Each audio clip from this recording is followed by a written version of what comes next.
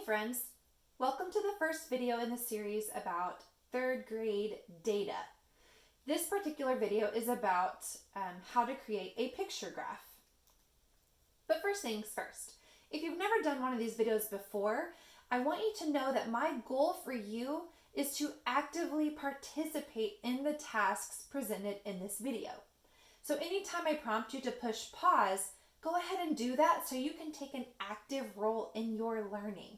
This video will work best for you if you actually pause the video and think about it and try it on your own. Some of the times that you might need to pause the video are to gather supplies, work out a problem, or think about a question to develop an answer. At the very end, there will be an exit ticket or task that you will submit to your teacher to show how much you've learned. Anytime that you need to, feel free to back it up or re-watch the video if you need to review. So first things, you need to grab some supplies. You're going to need 5 different color crayons. They can be markers if you want. You need a paper clip and a pencil, a grocery bag or some sort of bag that you can't see inside, and a piece of paper. For me, I'm going to use my whiteboard. Go ahead and pause the video and gather your supplies.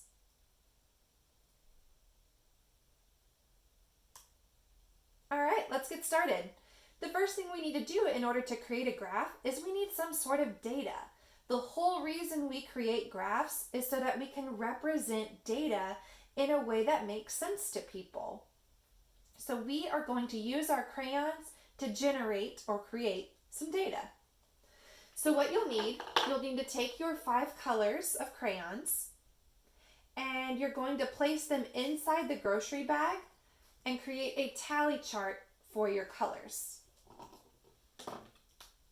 You might have different colors than me, and that's totally fine. But I have green, purple,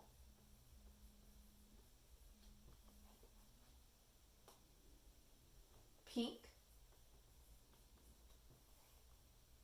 blue, and orange. So what you're going to do is you're going to place your colors inside the bag.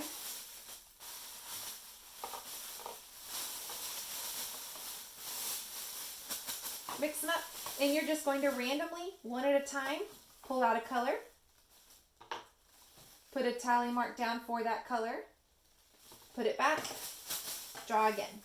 Okay? You're going to repeat that 25 times. So go ahead and pause the video and do your part.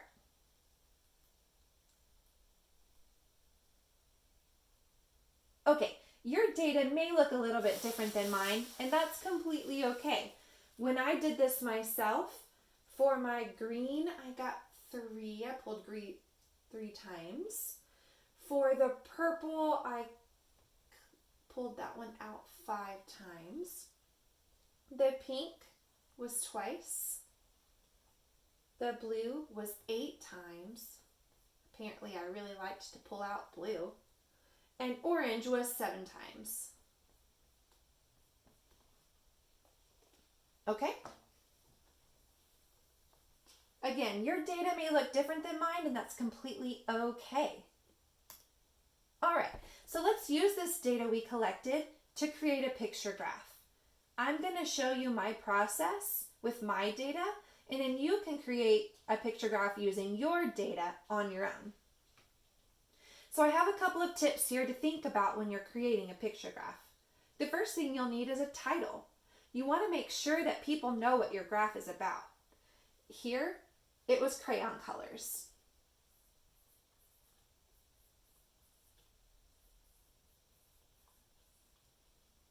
Okay, now I need to decide how we're going to represent each data point on our picture graph, and I need to create the template for the graph itself. So it's going to look very similar to my tally chart. I need rows for all of my colors. Green, purple, pink. If you want, you could make your picture graph using your actual crayon colors and make a graph out of crayon.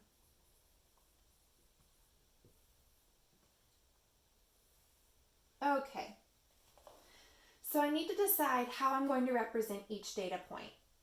What I'm going to use for my picture graph is I'm just going to use kind of like a little oval, like a long skinny oval, and that's going to represent a crayon. That's going to represent one time that I pulled out that crayon.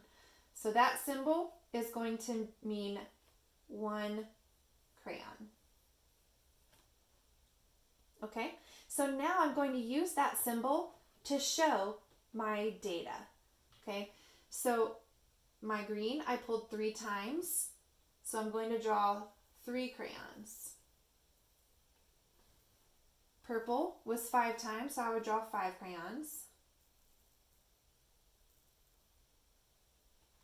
Pink was 2. Blue was 8.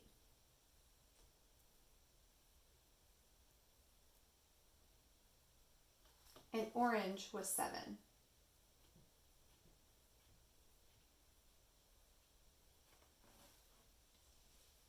So that's basically it, guys. That's a picture graph.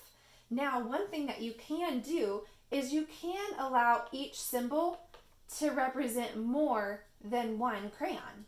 So if I were to change this up a little bit, I could take out what I had here. If I didn't want to draw so many crayons, I could have each one of these symbols represent 2 crayons. So let's talk about what that would mean for what I'm drawing. Since green had 3 and one of them represents 2, I could just draw half of one to represent that extra 1. So it'd be half of a symbol, or half of a crayon, which would be 1, because half of 2 is 1. Purple had 5, so 2, 4, 5. Pink had 2, so one symbol means 2. Blue had 8, 2, 4, 6, 8. And orange had 7, 2, 4, 6, 7.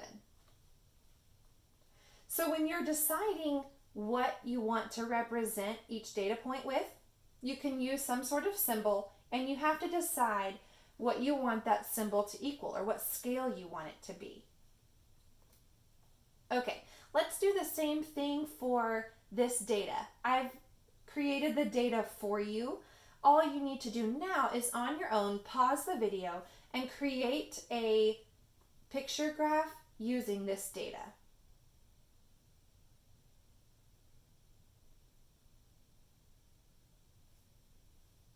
Okay, let's see what our picture graph could look like. I'm going to take off our crayon stuff. We don't need that anymore. So remember, the first thing I need to do is figure out a title. Well, my table here kind of gives me a title.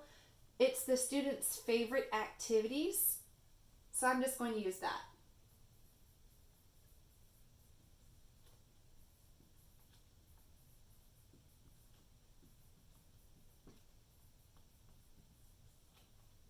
And each one of my activities here needs to be a row for me to show the data.